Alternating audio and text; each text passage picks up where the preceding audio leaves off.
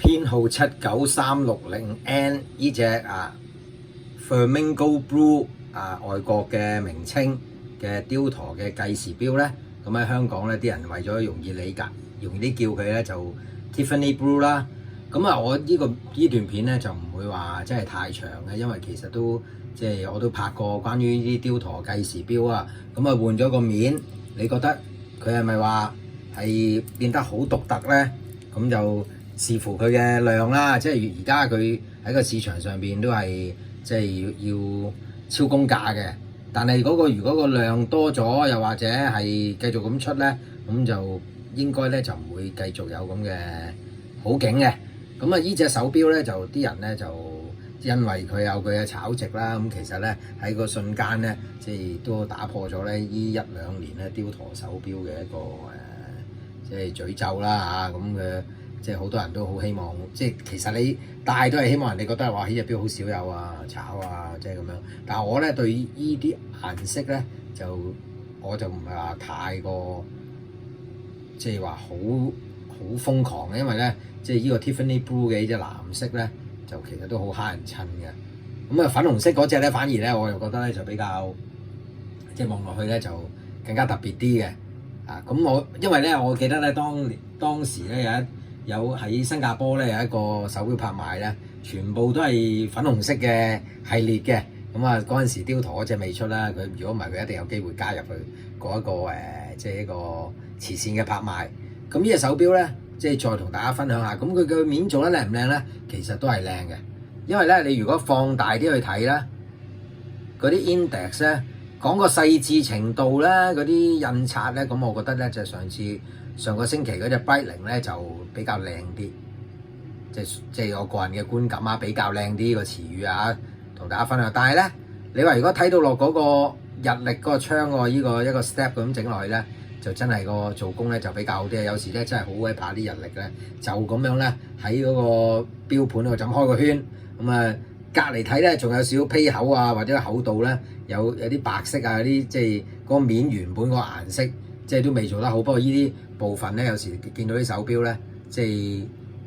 即係屬於係雕陀入邊嗰個定價，即係唔計金嗰啲嘅系列咧，咁都係唔係話最平嗰啲，咁都有心機去做嘅。咁啱啱上個星期亦都講咗一個即係比較長嘅片咧，係講咧關於嗰個計時啦。咁試下呢個咧，佢都係雕陀自家機芯嘅計時啦。其實咧你咁樣睇到咧，佢已經有少少彈性嘅，好舒服嘅。咁一撳落去都係比較實啲嘅，但係就冇上次即係 Breitling 嗰隻咁實啦。咁撳落去咧有少少回彈性，有少少韌性嘅。咁我咧，如果覺得呢個 Chrono 嘅即係 Start Button 咧，再較遠少少咧，就好適合我哋使用啦。不過咧，呢個咧純粹都係即係一個我個人嘅即係撳掣嘅手感嘅感覺啦。即係只要佢唔係太硬太實嘅話咧，咁其實咧都即係收貨嘅。即係佢有呢個咁嘅彈性咧，即係你撳落去舒服嘅，有回彈性喺度咁樣，即係冇，即係佢都係微硬嘅，但係就唔會話實得好緊要。咁咧有呢個安全掣咧，以前咧有啲朋友咧玩錶咧，有時咧你其實可能你身邊啲朋友都係咁，將佢咧即係佢以為呢個兩個係防水掣嘅，將佢咧令到好緊咁樣咧，其實隻錶咧一滑牙咧，其實呢啲雕陀已經做得好靚嘅，因為佢嗰個牙咧比較長啲。就算你前邊滑咗1-2格你都唔係好覺。你話如果係先手錶嗰啲，譬如個 Crown 嗰啲，一擰入去得一個圈嘅牙，一滑咗成粒圈圈死咗。所以有好多即係有啲品牌嘅手錶咧，點解咁易滑牙完死咗咧？就因為佢嗰個本身嗰條軸咧就好短嘅嗰啲螺旋紋，即係一兩下已經整死隻錶啦。如果滑咗嘅話，咁呢個咧其實係一個驚佢誤觸一嘢賽車錶啦，有呢個 tachymeter 啦，即係速度計啦。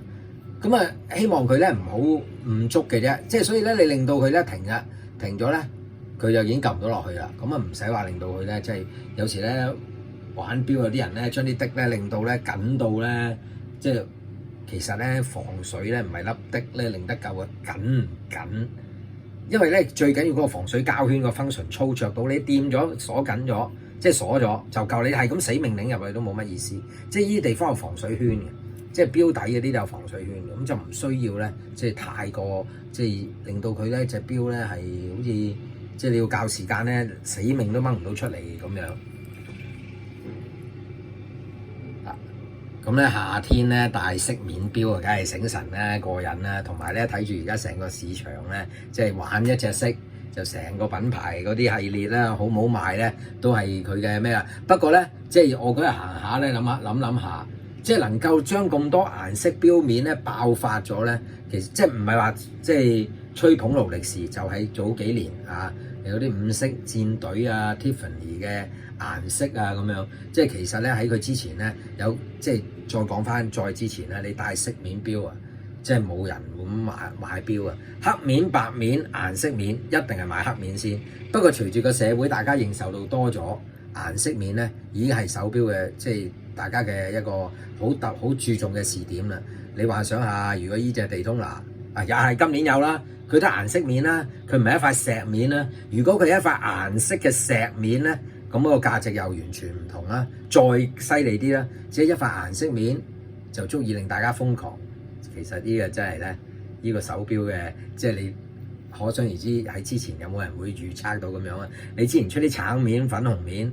即係好大鑊㗎。所以而家有啲人都仲希望揾到雕陀啲橙面 Conno 啦、橙面嘅嗰啲 Hydronaut 啦咁樣嘅。即係你再幻想一下，如果你有一隻特別飾面嘅勞力士，嗰個狀況會係點咧？好多謝大家。